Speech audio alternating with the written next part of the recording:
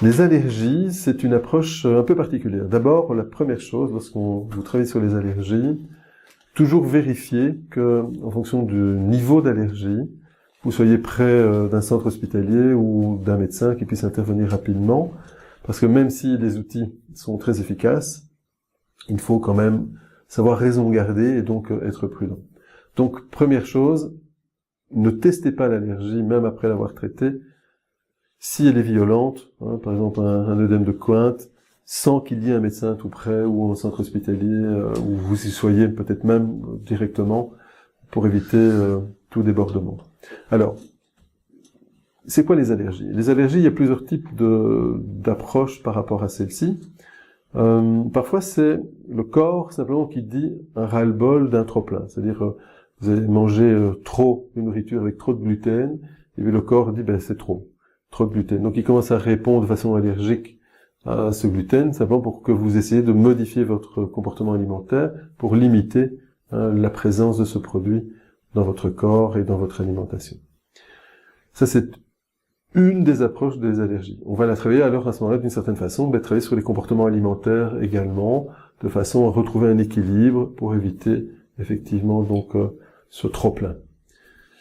Deuxième façon de travailler, c'est plutôt des allergies qui sont en lien avec des traumas, c'est-à-dire des situations traumatiques ou traumatisantes et qui ont provoqué une sorte de gap, une sorte de court-circuit intérieur où notre ordinateur interne, notre cerveau, a assimilé des éléments comme étant dangereux, alors qu'ils ne l'étaient pas nécessairement, mais parce que la situation globale dans laquelle ces aliments notamment ou ces éléments allergènes sont arrivés était une situation traumatique, ce qui fait que le corps a compris, ne pouvant pas faire la différence entre les différents éléments du trauma, a choisi de dire que l'ensemble était donc traumatisant, était donc dangereux, et donc a provoqué une réaction de rejet par le corps. Exemple que j'ai déjà donné mais que je vais rappeler, cet enfant de 10 ans qui, lorsqu'il avait 5-6 ans, assiste à une dispute de ses parents dans le jardin, il mangeait une pomme, il était près de bouleau et devient allergique au bouleau et aux pommes, quelle que soit leur couleur. Dès qu'on a traité l'élément traumatisant à l'origine du problème, l'allergie a disparu. Il a pu recommencer à remanger des pommes, plus d'allergie au bouleau, c'était terminé. Alors comment a-t-on fait? Alors là, il y a plusieurs façons de travailler. Vous pouvez travailler en hypnose. L'hypnose a diverses façons de travailler sur les allergies, notamment par des doubles, voire des triples dissociations. C'est-à-dire qu'on va amener la personne à se couper d'une part d'elle-même et se représenter, se voir en train de faire des choses qui ressemblent à l'allergène, et puis éventuellement ingérer l'allergène ou toucher le produit en question lorsqu'il est redevenu lui-même avec son double qui fait la même chose, une image sur un écran. Donc il y a plein de façons, de techniques que vous pouvez utiliser.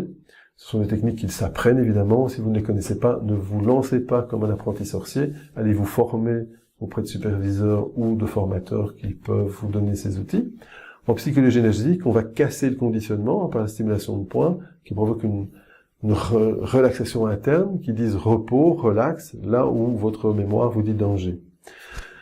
En gros, c'est vraiment un programme. On va aussi parler à l'ordinateur, qui est le cerveau, en lui disant qu'il a assimilé faussement que tel élément était dangereux parce qu'il les a vécus ou il les a reçus en même temps ou perçus en même temps que tel autre élément qui, lui, effectivement, était une situation de stress comprise par notre système comme étant une situation où le lion de la pampa du Brabant wallon nous court derrière pour nous manger. Ce n'était évidemment pas le cas. On va travailler sur ces éléments-là pour les éradiquer. On peut aussi travailler sur les représentations, par exemple, qu'a notre système immunitaire de l'allergène, pour pouvoir aller observer s'il y a des croyances qui sont nées de tout ça, et alors liquider, évidemment, travailler ces croyances pour qu'elles disparaissent, y compris les aspects transgénérationnels. Parfois, vous pouvez entendre des familles qui disent « Chez nous, dans la famille, on est tous allergiques à tel et tel et tel élément ».